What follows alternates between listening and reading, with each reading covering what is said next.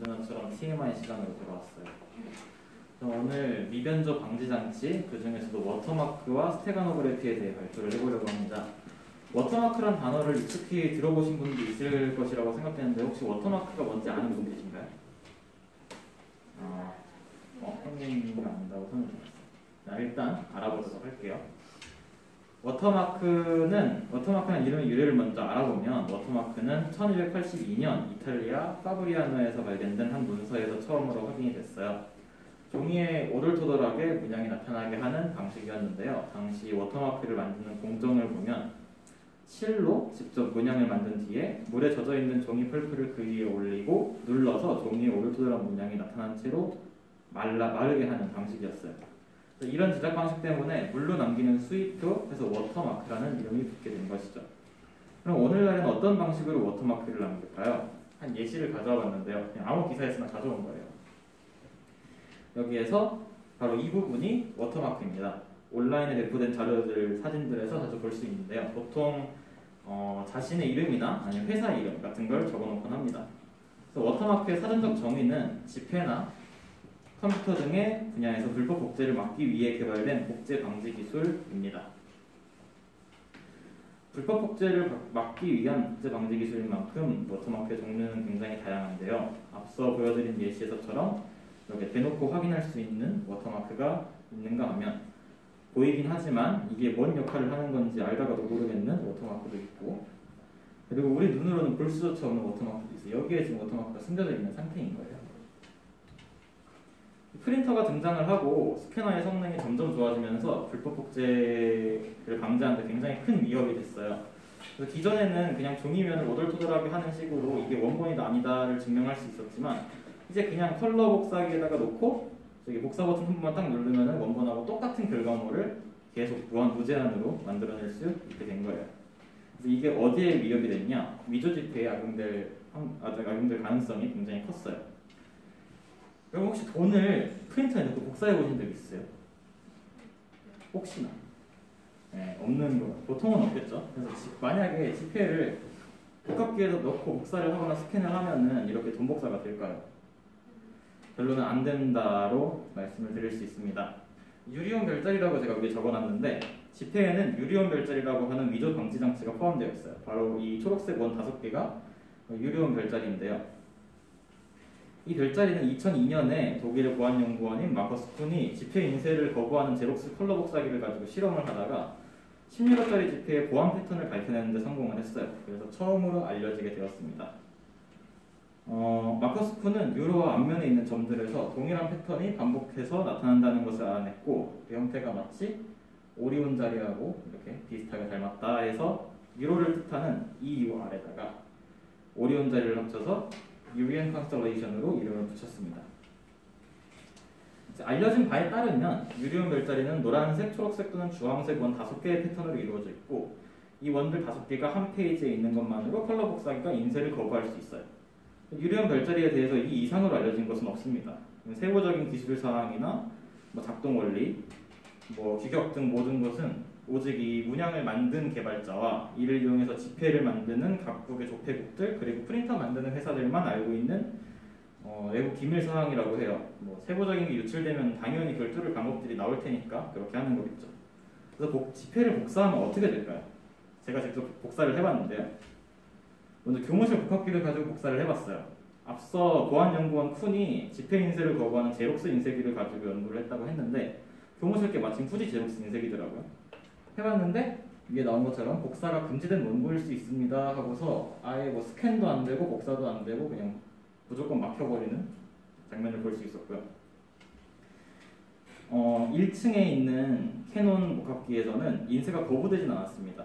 대신에 인쇄 결과물 전체에 걸쳐서 블라인드 처리가 돼서 이렇게 원본을 알아볼 수 없는 상태가 되었어요. 결국에 지폐를 성공적으로 컬러 인쇄하거나 스캔할 수는 없었습니다. 흑백 인쇄하면 잘 나와요. 우리나라의 원화에도 이런 식으로 유리온 별자리가 숨겨져 있어요. 근데 찾기가 꽤나 어렵습니다. 제가 직접 찾아본 건데 이게 찾을 수가 없어가지고 비밀 사항이다 보니까 다른 나라 화폐에 비해서 우리나라 화폐에 숨겨진 별자리가 더 어렵게 숨겨져 있어요. 그래서 지금 2시간 동안 찾았는데 4개밖에 못 찾았거든요. 그래서 잠시 퀴즈를 하나만 내보겠습니다. 여기에서 유리온 별자리가 어디 있을까요? 제일 오른쪽이. 왼쪽이요. 왼쪽이요? 아, 이쪽 말씀하시는 건가요? 네. 여기가 아니라 시계가 머리에 왼쪽. 얘네들은 지금 다 그거예요. 속이기 위한 속임수고요. 진짜는 여기 있습니다. 네. 벚꽃의 가운데에 동그라미가 되어 있잖아요. 이 부분을 가지고 유리온 별자리를 구성해 둔 것을 볼 수 있습니다. 외국 지표에서도 이런 식으로 유리온 별자리를 꽃이나 악보 그리고 숫자 등을 이용해 숨기기도 하는데 여기서도 마찬가지로 제가 외국 거는 찾기 되게 쉽다고 했잖아요. 이런 식으로 하나, 둘, 셋, 여기도 하나, 둘, 여기 50, 50이 다 숫자가 아니라 동그라미예요. 이런 식으로 별자리를 다 숨겨놓은 것을 확인하실 수가 있습니다. 그래서 앞서 보여드린 유리온 별자리와 같은 워터마크는 복제본에 있는 문양을 통해서 복제 여부를 그냥 확인을 하거나 혹은 복제를 불가능하게 하는 역할을 해요.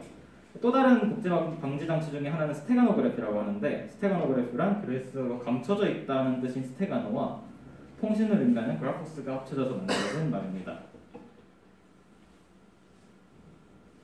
이 스테가노그래피는 잘 보이는 곳에다 메시지를 숨기는 것을 의미를 해요.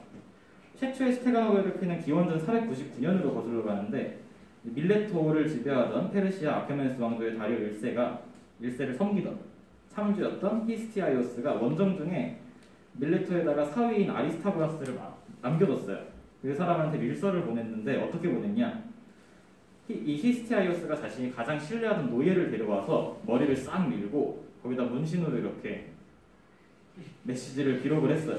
뭐라고 기록을 했냐? 내가 페르시아에 반란을 일으키겠다 라고 기록을 하고 사위한테 보낸 거예요. 근데 이제 기록한 다음에 머리가 다 자란 다음에 보냈죠.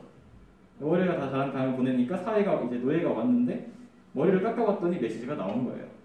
이런 식으로 보려고 맘만 먹으면 다 볼 수 있는 장소에다가 메시지를 숨기는 걸 스테가노그래피라고 합니다. 그래서 이렇게 종이에 기록한 스테가노그래피를 전자기기에서 인식할 수 있게 하는 방식을 기계 식별 코드 또는 프린터 스테가노그래피라고 부릅니다. 그래서 프린터에서 적용되는 스테가노그래피가 더욱 정교해졌는데 이게 이제 일반 문서에 스테가노그래피를 숨겨둔 예시예요. 빨간 점 안에, 빨간 네모 안에 노란 점들이 보이시나요? 잘 보면 보여요. 마찬가지로 이것도 일반 책자에 스테가노그래피를 숨겨둔 예시예요. 눈으로만 볼 때는 뭐 잘 보려고 하면은 이렇게 죄송합니다. 잘 보려고 하면은 하나, 둘 이런 식으로 보이긴 하는데 이게 이제 확대해 놓은 거고 사실 책을 내가 이렇게 본다고 하면 이걸 절대 볼 수가 없겠죠. 하지만 이거 이제 청색광에 비춰보면 이런 식으로 숨겨진 점들이 나타나는 걸 볼 수가 있습니다. 이게 근데 무작위로 찍혀진 점이 아니라 특정한 문자나 데이터를 포함하는 배열로 찍혀 있어요. 그래서 프린터에서 이 점들을 읽고 인쇄를 금지하거나 혹은 기존에 없던 문구를 인쇄물에 나타내게 할 수가 있는 겁니다. 이게 이제 올해 EBS 파이널 모의고 세웠는데요. 이걸 프린터로 복사를 하면은 이런 식으로 그냥 정상적으로 복사가 돼요. 근데 이제 몇몇 페이지들에 EBS에서 불법 복제 방지를 위해서 스테가노그래피를 숨겨뒀는데 그 페이지를 복사하면 이렇게 진하게 나와야 되는 부분이 굉장히 연하게 복사가 되고 거의 지금 문항 번호가 안 나오죠. 그리고 이 위쪽에 보면 글씨가 하나 있어요. 저게 원래는 없는 건데 이렇게 EBS 저작권 침해 제보할 수 있는 페이지와 이메일, 전화번호가 나타나는 것을 볼 수가 있습니다. 그래서 제가 발표를 준비한 계기는 마지막 챕터에 보여드린 것처럼 선생님이 복사해 주신 수능 파일을 풀다가 특정 페이지에서 어떤 문구가 나타나는 걸 보고 예전에 유리온 별자리에 대해 들어본 적이 있는데 이것과 관련이 있지 않을까 싶어서 조사하면서 준비하게 됐습니다. 그래서 조사를 하면서 실무를 디지털화할 때 미변조를 막기 위한 여러 장치들 그리고 거기 껴있는 역사를 알 수 있었습니다.